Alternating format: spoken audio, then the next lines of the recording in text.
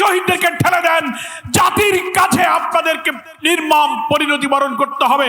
11 দলের পক্ষ থেকে আমরা আপনাদের কাছে ক্ষমা প্রার্থী।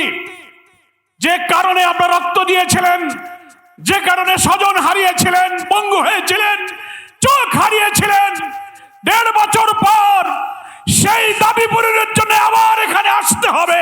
এটার জন্য আপনাদের কাছে আমরা ক্ষমা প্রার্থী। আপনারা লজ্জিত, আপনারা আমাদেরকে ক্ষমা করে দেবেন।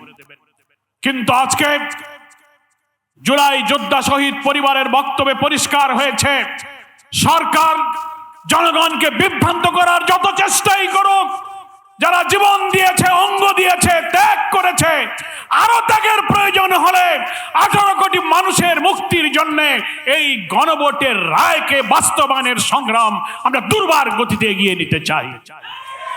গণভোটের রায় অর্থ কি? গণভোটে যে রায় 5 কোটি মানুষ হাতে ভোট দিয়ে জয়যুক্ত করেছে, তার অর্থ হলো ঐক্যমত্য কমিশনের জুলাই সনদের 84টি বিষয়ে যারা একমত, 47টি সাংবিধানিক পরিবর্তনের ব্যাপারে হাতে ভোট দিয়ে তার পক্ষে ভোট দিয়েছে।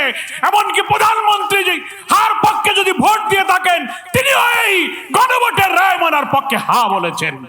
আজকে তিনি সেখান থেকে উল্টে যাচ্ছেন আর বিভ্রান্তিকর কথা বলছেন, আমরা অক্ষরে অক্ষরে মানব। তাই যদি মানেন, তাহলে কেন বলছেন নোট অফ ডিসেন্ট?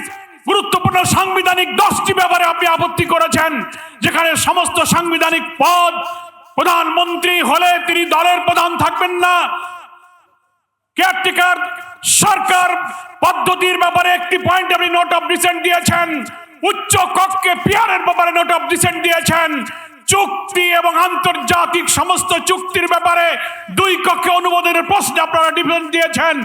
আপনারা দুর্নীতি দমন কমিশন, পিএসসি, আপনি অডিটর জেনারেল, প্রধান বিচারপতি নিয়োগ, প্রত্যেকটি সাংবিধানিক পদ যা হলো এই সংস্কারের মূল কাঠামো, যেটা ঠিক না হলে এই রাষ্ট্র আবার ফ্যাসিবাদের দিকে ধাবিত হবে, সেখানে আপনারা না বলেছেন। অথচ জনগণকে আপনারা শুভঙ্করের ফাঁকি দিয়ে বলছেন আমরা মেনে নেব। 5 কোটি মানুষ হাতে ভোট দিয়ে আপনাদের এই সেই নোট অফ ডিসেন্টকে খারিজ করে দিয়েছে। 5 কোটি মানুষের সামনে আপনাদের নোট অফ ডিসেন্ট নাই। গণভোটের ব্যালটে যে 4টি প্রশ্ন, সেখানেও নোট অফ ডিসেন্ট নাই। তার অর্থ হলো গণভোটের পুরা রায় আপনাকে মানতে হবে। তাই জুলাই আহত শহীদরা আজকে চোখের পানি ফেলে 1.5 বছর পর কেন আপনি প্রধানমন্ত্রী আপনার কাছে এই আবেদন সে জানাবে? বিলম্ব না করে পার্লামেন্ট চলমান আছে, এই পার্লামেন্টে আপনি সংবিধান সংস্কারের পরিষদের অধিবেশন আহ্বান করার সুযোগ আছে। আপনি ডাকুন, শপথ গ্রহণ করুন এবং গণভোটের ফলাফল অনুযায়ী সংস্কারের প্রস্তাবকে মেনে নিয়ে সংবিধানের তফসিল অন্তর্ভুক্ত করুন। তাহলেই শহীদদের রক্ত, এই আকাঙ্ক্ষা আত্মদান তখন সফল হবে। তা না হলে আবার যদি রক্তাক্ত আন্দোলনের দিকে এই শহীদদেরকে ঠেলে দেন, জাতির কাছে আপনাদেরকে নির্মম পরিণতি বরণ করতে হবে। আমি আজকের এই ময়দানে উপস্থিত সকলকে আবারও আহ্বান জানাবো, 11 দলীয় ঐক্যের পক্ষ থেকে বিক্ষোভ, সমাবেশ, মিছিল, সেমিনার, গোলটেবিল, দীর্ঘ কর্মসূচি শুরু হয়েছে। জাতীয় সংসদে আমাদের নেতারা লড়াই করবেন, রাজপথেও লড়াই চলবে। রক্তের এই মূল্য না পাওয়া পর্যন্ত এই আন্দোলন ইনশাআল্লাহ আমরা অব্যাহত রাখবো। আজকে জুলাই আন্দোলনের ফসলেই আমরা নতুন জীবন পেয়েছি।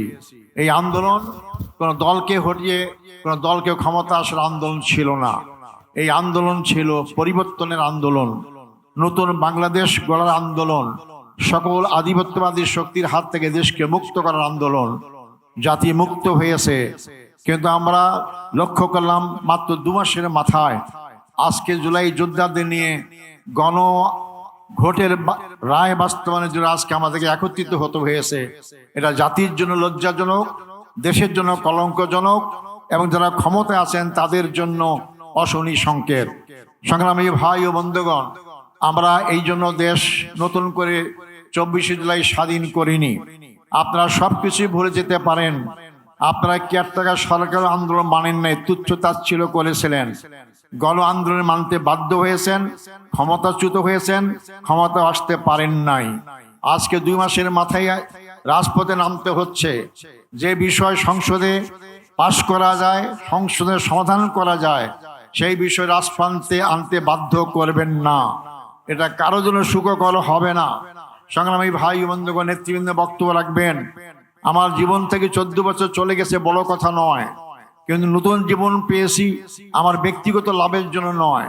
আজকে দেশ স্বাধীন হয়েছে, কিন্তু আজকে যারা দেশকে আবার সেই এক ব্যক্তির শাসনের দিকে নিয়ে যেতে চায়, একটা দলের কর্তৃত্ব শাসন করতে চায়, যে আন্দোলনের মাধ্যমে আমরা এক ব্যক্তির শাসন থেকে দেশকে মুক্ত করলাম, যারা আবার সেই নতুন স্বপ্ন দেখছেন এক ব্যক্তির শাসন কায়েম করার জন্য, বাংলাদেশের জনগণ মেনে নেবে না।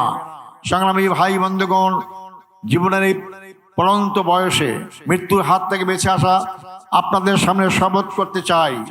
11 দল আছেন, আপনার গণভোট যদি সরকার বাস্তবায়ন না করে আন্দোলনের ডাক দেন, এই আন্দোলন যদি শহীদ যেতে হয়, আমি সামনের কাতারে থাকবো ইনশাল্লাহ, আমি প্রথম শহীদ হব ইনশাল্লাহ, কিন্তু ফ্যাসিস্ট সরকারকে আমরা মেনে নেব না। সবাইকে ধন্যবাদ। আসসালামু আলাইকুম রহমতুল্লাহ।